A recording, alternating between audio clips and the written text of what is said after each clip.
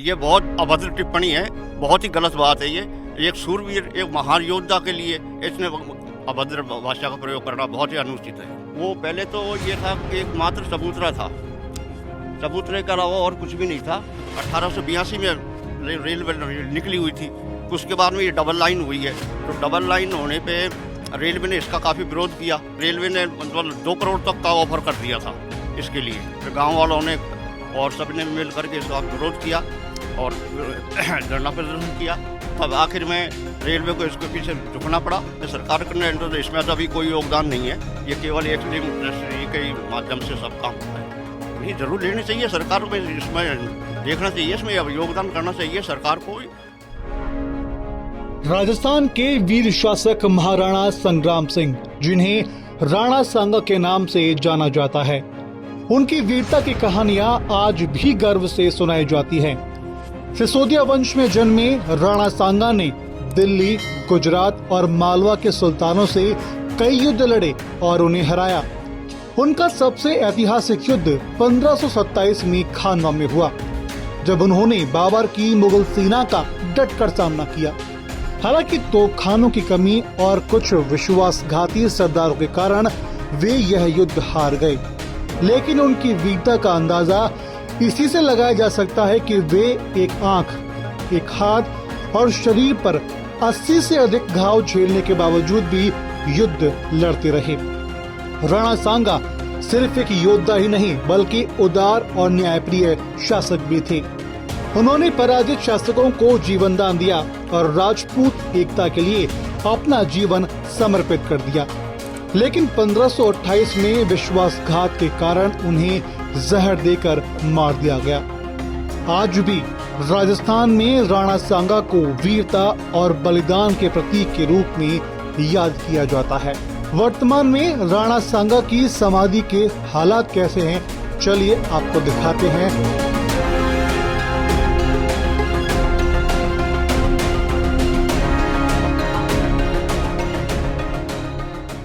हाल ही में समाजवादी पार्टी के राज्यसभा सांसद ने राणा सांगा को लेकर के एक विवादित बयान दिया था, जिसको लेकर के राजस्थान ही नहीं बल्कि पूरे देश में सियासी बवाल है वो मचा हुआ है। तमाम राजनीतिक पार्टियां हैं वो समाजवादी पार्टी के राज्यसभा सांसद का लगातार विरोध कर रही है। आरोप प्रत्यारोप की राजनीति है इस समय प्रदेश में और देश में चल रही है। राणा सांगा, जिनको महाराणा संग्राम सिंह के नाम से जानते थे, राजस्थान में उनका इतिहास स्वर्णिम अक्षरों में लिखा हुआ है। यानी कि वो शूरवीर थे जिन्होंने राजस्थान की आन बान और शान के लिए काफ़ी बड़ा योगदान दिया है।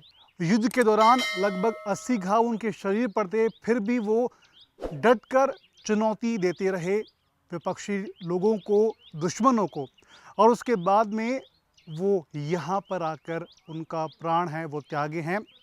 आखिर कहाँ उन्होंने प्राण त्यागे, क्या थी उनकी पूरी अमर गाथा, क्या थी पूरी उनकी अमर कहानी, ये देखिए हमारी स्पेशल रिपोर्ट।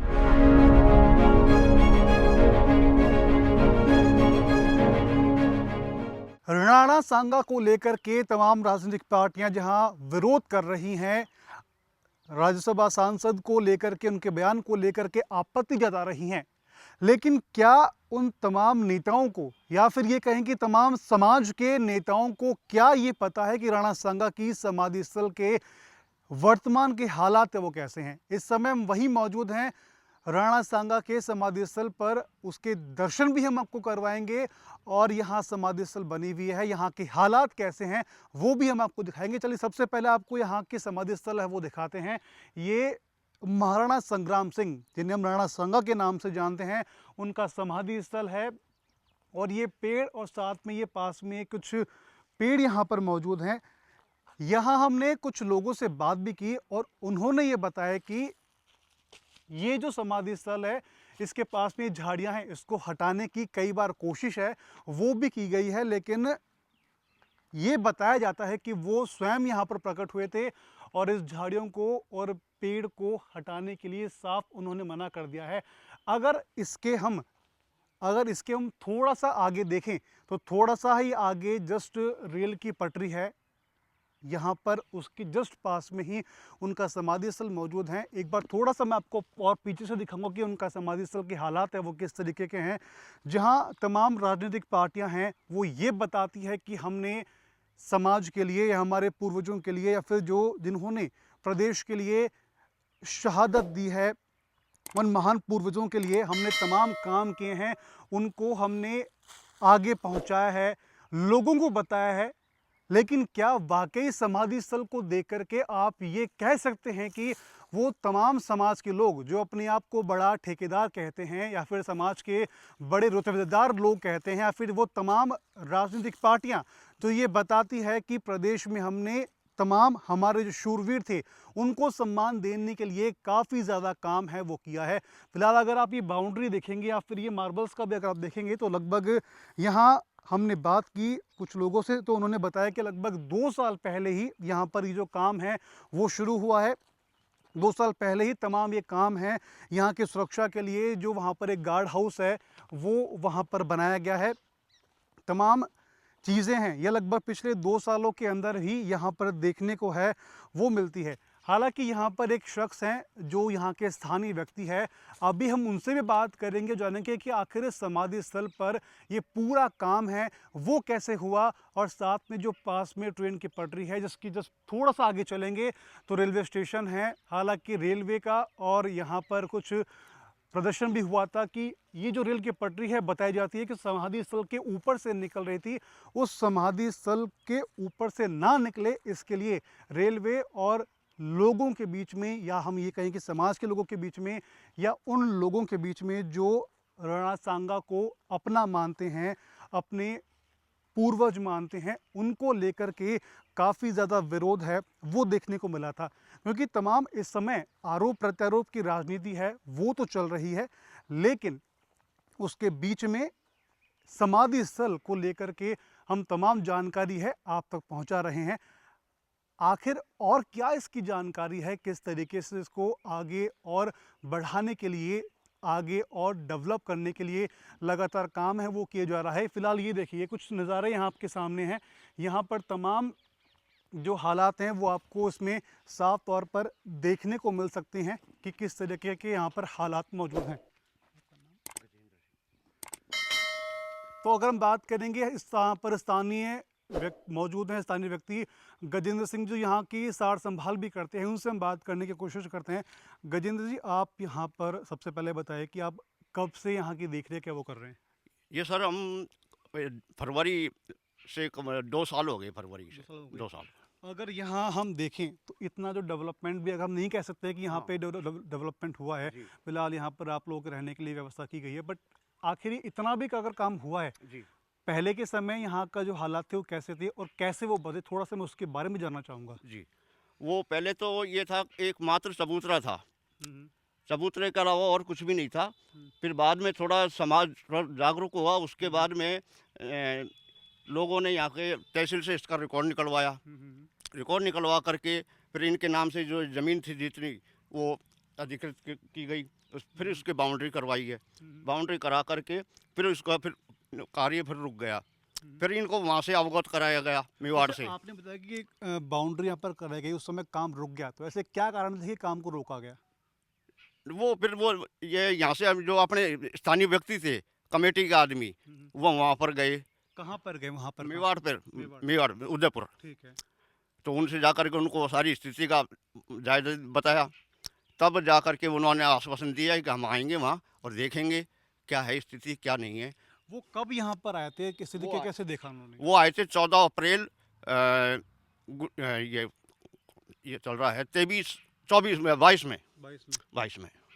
तो यहाँ पे जिस तरह अभी हम बात कर रहे थे कि यहाँ पर लेकर के रेलवे का और स्थानीय लोगों का विरोध भी हुआ था, वो क्या पूरा कैसा था? वो विरोध क्या था, ये कि पहले ये कि रेल लाइन ये स्टेशन ये 1882 में रेलवे निकली हुई थी, उसके बाद में ये डबल लाइन हुई है।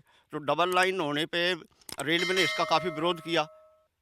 ये सटा हुआ है थोड़ा सा, वो तो उससे काफ़ी उसका वो हुआ। फिर गांव वालों ने और सब ने मिल करके इसका विरोध किया और धरना प्रदर्शन किया। तब आखिर में रेलवे को इसके पीछे झुकना पड़ा और रेलवे ने काफ़ी इसमें फिर टर्न दे करके रेलवे को लाइन निकाली है इसको। ये बताएं कि रेलवे की जब उस समय जब धरना प्रदर्शन हुआ था, वो धरना प्रदर्शन है कितने समय तक वो चला था, कितने लोग उस समय यहाँ मौजूद थे, रेलवे की क्या उनसे बातचीत हुई थी? क्योंकि अगर देखा जाए तो उस समय शायद आप भी उस समय मौजूद होंगे शायद तक।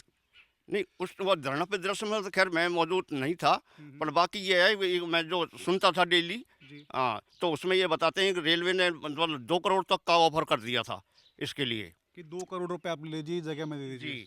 नहीं, जगह नहीं, हाँ। इसको आप पीछे हटा लो। तो इसके लिए कोई भी एग्री नहीं हुआ।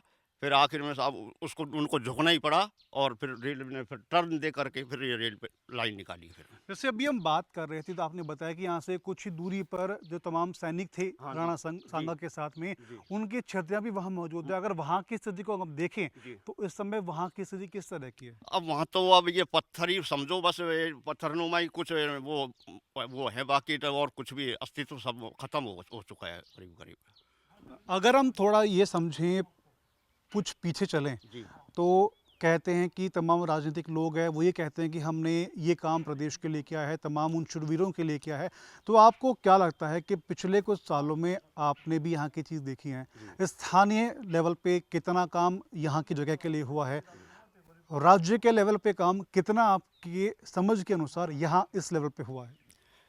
अब ये 2 साल से जब वो वहाँ से उनके वंशज आए लक्षराज जी, तो उसके बाद में यहाँ काम शुरू हुआ। तो सबसे पहले तो यहाँ गार्डों की ऑफ़र दी गई, तो गार्ड नियुक्त किए। फिर उसके बाद में गार्ड रूम के लिए बताया, गार्ड रूम बनवा दिया। पर अब वो प्लांटेशन होगा इसका, और ये छतरी बाकी है, छतरी बनी हुई रखी है, इनकी तैयार है वो अभी क्या है, उनके वो गुजर गए थे पिताजी लक्षराज जी के, तो उस वजह से थोड़ा अभी वो कर दिया।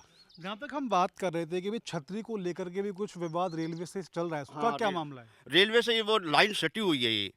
तो अब वो क्या है, रेल जैसे ही रेल निकलती है ना, तो उसके वाइब्रेशन के कारण वो रेलवे ने इसमें ऑब्जेक्शन कर दिया था। फिर वो ऑब्जेक्शन करने के बाद में फिर वो काम रुक भी गया था, ऑब्जेक्शन क्या था, क्या बोला गया था रेलवे की ओर से? क्योंकि ये छतरी मतलब गिर सकती है वाइब्रेशन से।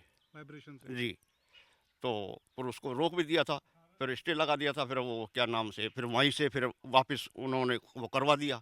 तो ये तमाम जो काम है यहाँ पर, ये आपके लिए रहने के लिए जगह है वो बताई गई है, और उसके अलावा पीछे जितने भी काम अगर हम देखें तो ये कितना काम केवल क्या सरकार ने पूरा करवाया या फिर एक निजी ट्रस्ट जो उदयपुर है वहाँ से करवाया गया है? नहीं सर, ये सरकार के तो इसमें तो अभी कोई योगदान नहीं है, ये केवल एक लिंक ट्रस्ट जी के माध्यम से सब काम हुआ है। ठीक है। अभी जो हालात आपको मालूम है कि वर्तमान में राज्यसभा सांसद सभा के उनकी ओर से राणा सांगा को गद्दार कहा गया है, जी। उस पर आप क्या कहते हैं? आप क्या नहीं, सोचते ये हैं? बहुत अभद्र टिप्पणी है, बहुत ही गलत बात है ये। एक शूरवीर, एक महान योद्धा के लिए इसने अभद्र भाषा का प्रयोग करना बहुत ही अनुचित है। आप चलिए ठीक है, हम थोड़ा सा ये समझते हैं कि सरकार की ओर से आपको क्या लगता है कि यहाँ पर क्या सरकार को काम करना चाहिए, कि जिस समय हमने आने वाला रास्ता देखा वो रास्ता भी यहाँ तक पहुँच पाए ऐसा कोई जगह है नहीं, तो क्या आपको लगता है कि सरकार को इसके लिए कुछ इनिशिएटिव है वो लेने चाहिए? नहीं, ज़रूर लेनी चाहिए सरकार को, इसमें देखना चाहिए, इसमें अब योगदान करना चाहिए सरकार को भी, क्योंकि ये तो एक ऐतिहासिक चीज़ है। तो इसका सरकार से यही अनुरोध, सरकार को भी इसमें योगदान करना चाहिए। और क्या समाज के लोग हैं जी। जो अपने आप को बताते हैं कि हम इनके वंशज हैं, जी। या फिर ये बताते हैं कि ये हमारे पूर्वज थे, जी। तो उनको यहाँ पर आकर अपना योगदान देना चाहिए? क्योंकि वाद विवाद की टिप्पणियाँ हो गई, बातचीत का दौर हो गया, आरोप प्रत्यारोप हो गए, इंटरव्यूज़ हो गए, वो तमाम तो दे रहे हैं, लेकिन यहाँ पिछले कुछ अगर देखें जी। विवाद की टिप्पणी के बाद में कितने लोग यहाँ पर आए जो अपने आप को समाज के बड़े लीडर कहते हैं, या कोई नेता यहाँ पर कोई पहुँचा है? नहीं, फिलहाल तो देखो अभी तक कोई नेता वगैरह, कोई ऐसा समाज का से कोई बड़ा अभी वैसे कोई आए नहीं है। और अब आने वैसे तो दर्शनार्थ रूप में भी और वैसे आते हैं, और इनके बारे में जानने के लिए तो वो तो आ रहे हैं लोग बाग, पर जो बाकी जो इनके जो वो हैं वहाँ से वंशधर और कमेटी को उदयपुर से, अब वो वहाँ से अभी कोई नहीं आया। चलिए सर, बहुत बहुत शुक्रिया आपका, आपने तमाम जानकारी दी। तो ये थी यहाँ के पूरे जो महाराणा संग्राम सिंह ये पूरा नाम उनका था, ये उनका फिलहाल समाधि स्थल है, यहाँ पर उन्होंने अपने प्राण है वो त्यागे थे। तमाम जानकारी है, हमने यहाँ पर जो मौजूद थे गार्ड के रूप में व्यक्ति, उनसे हमने बात की, जाना कि आखिर यहाँ के हालात कैसे हैं, क्या वो इसको लेकर के सोचते हैं, किस तरह के प्लानिंग एग्जीक्यूशन आने वाले समय में होना चाहिए, तमाम बातें हैं उन्होंने बताई है। खैर, अब जब ये विवाद चल रहा है, इस विवाद के बीच में आने वाले समय में क्या बड़े नेता यहाँ पर आते हैं या फिर क्या जो समाज के बड़े लोग हैं यहाँ आकर के यहाँ के कुछ सुध लेते हैं या फिर यहाँ के डेवलपमेंट के लिए कुछ काम करते हैं, इस पर सबकी निगाहें हैं, तमाम लोगों की है, तमाम समाज के लोगों की है, वो बनी रहेगी। उम्मीद करते हैं कि यहाँ पर आने वाले समय में और डेवलपमेंट हो और हमारे प्रदेश में तमाम बच्चों को यहाँ के बारे में वो कहानी, वो जानकारी मिल सके जिसके वो जानने के लिए हकदार हैं। वीडियो जर्नलिस्ट दीपक शर्मा के साथ रौनक पारेख, पंजाब केसरी टीवी, जयपुर।